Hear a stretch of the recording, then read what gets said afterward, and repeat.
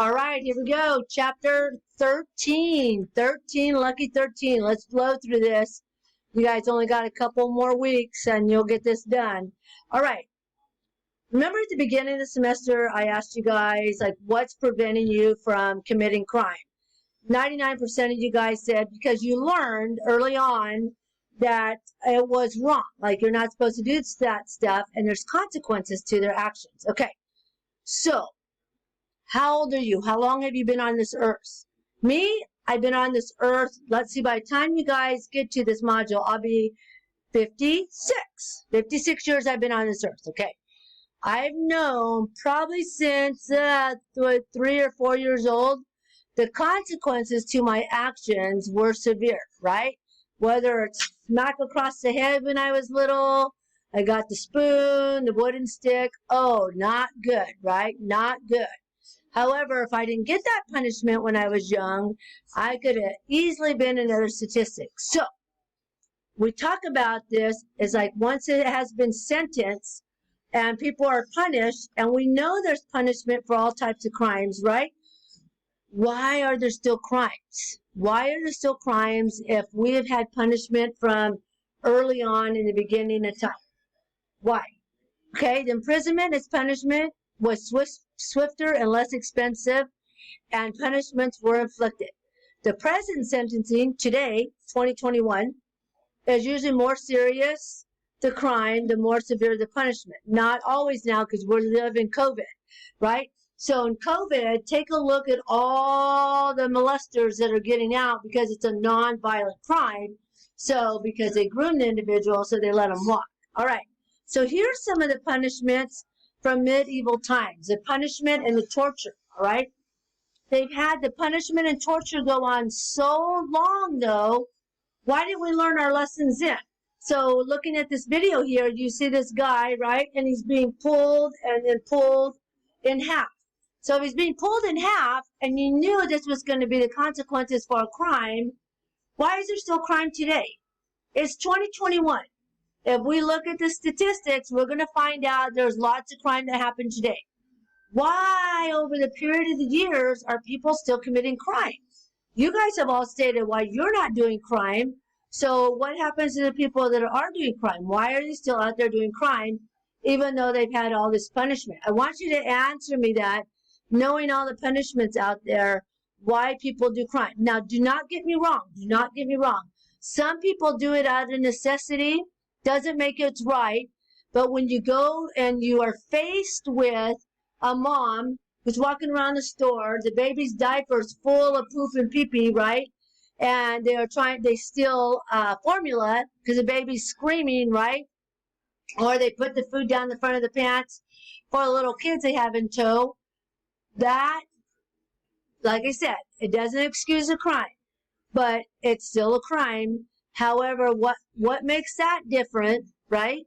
As opposed to the drug addict who got stuck on drugs. Now he breaks out the front window of your car as you're sitting here, right? Whether you're in Starbucks or wherever you're doing your work right now, and then takes everything that you earned so hard, knowing there's some punishment, right? Now he's getting it for his drugs, right? The other lady, same crime, stealing for your kids. So why are we still dealing with this today? Why? And when's it going to stop? You guys are going to go in law enforcement. God love you. God love you, because it is a tough thing. But when does it stop?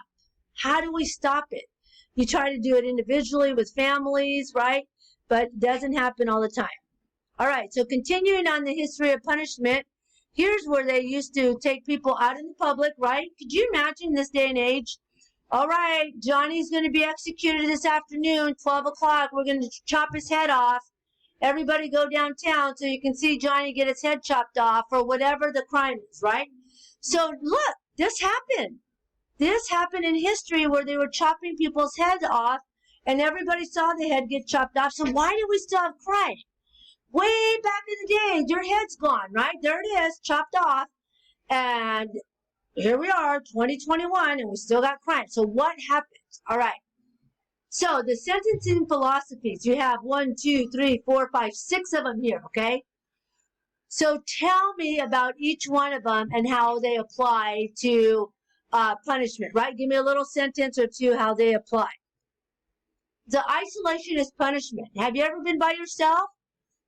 Let me see. Hold on. Let me show you guys something here. Hold on just a second. Okay, hold on. Okay, they talk about isolation, right?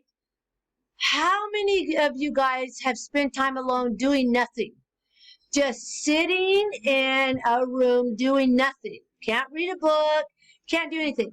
People are in groups, large groups, right? And they can't go without this. Oh my gosh, what am I missing? What am I missing? What am I missing? Right? So the punishment for isolation at that time, it was you're not talking to anybody, you're not being involved with anybody. So it starts playing with your mind. Try it for an hour and watch with your mind. You want to do something because you can't just sit there, right? So even this type of punishment didn't work. And then if it does, how long should we put somebody in isolation? They call this when they send them down all by themselves. It is called, my mind's drawing a blank. It's okay in classroom. I do that. It would be, let me think about it. Hold on. Solitary confinement. That's what it is. So how long do you put somebody in a hole, a black hole in solitary confinement to have them punished, right? It goes back to that. Okay, let's move on here. All right, continuation on history of punishment. Here's what I want you guys to do. Everybody's got their own state, right? Yes? Yeah, we're on 13. Week 13. I want you to pick 5 horrendous crimes. 5 of them. Okay, 5 crimes.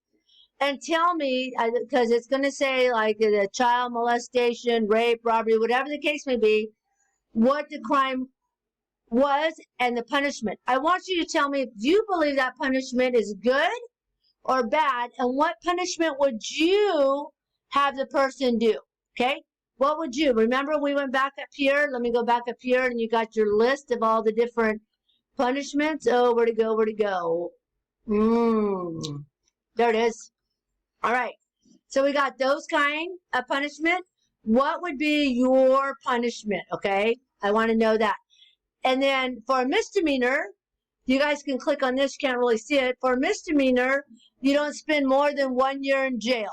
Something local, and they'll probably end up kicking you out less than that because now everybody might get COVID in jail. Well, you won't be in jail if you don't do anything bad, right?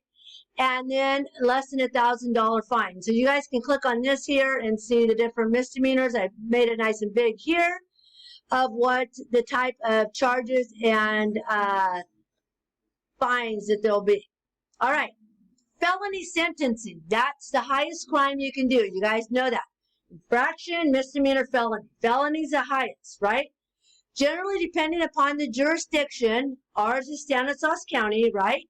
The types of imprisonment or sentence that may be imposed include definite, indefinite, and indeterminate. You tell me what those mean. Okay, you tell me what those 3 things mean. All right. Here in Modesto, California is a pervert that used to be my police officer sergeant. All the horrible things he's done. And here's his mug on the sex offenders file. Let me just write as we talk about that, and I'll just write sex offender because he has to register the rest of his life as a sex offender after he molested his own daughter, which is very sad. But anyway, read about him and tell me what you think of his punishment since he was a police officer for 15 plus years. All right. The types of sentencings and sentences. Pre-sentences investigation kind of tells you the background of what they're looking at, the individual. And that's usually done by the probation or parole department. And the jury is the one that determines the ultimate sentence. Juries generally do not have access to any pre-sentence investigative material at all. But it kind of gives you a background of the person and what they're dealing with. All right. Look at that. I asked you guys to look those up, right? And there they are. Bingo bongo. You should know all about it. All right. So you guys got all that there. And here's a nice little statutory approaches to the definitions of sentencing. So now that you guys should obviously have all this information down when you put in your assignment of what that is, right? Because I asked, here's all the answers. what I want you to do on those 5 cases that I asked about, right? To tell me what type of sentencing you would give. Now, I want you to tell me the sentence that you're going to give, is it going to fall under indeterminate, determinate, indefinite, or definite sentencing? How is that going to fall under those 5 cases you brought, okay? So, say you pick indefinite sentence on a guy who shot 10 people at the mall. Let's just say that, okay? So, you're going to say, as the judge imposes a sentence with a range of prescribed minimum maximum penalties, early release is possible. So, you're going to say you're going to do an indefinite sentence, right?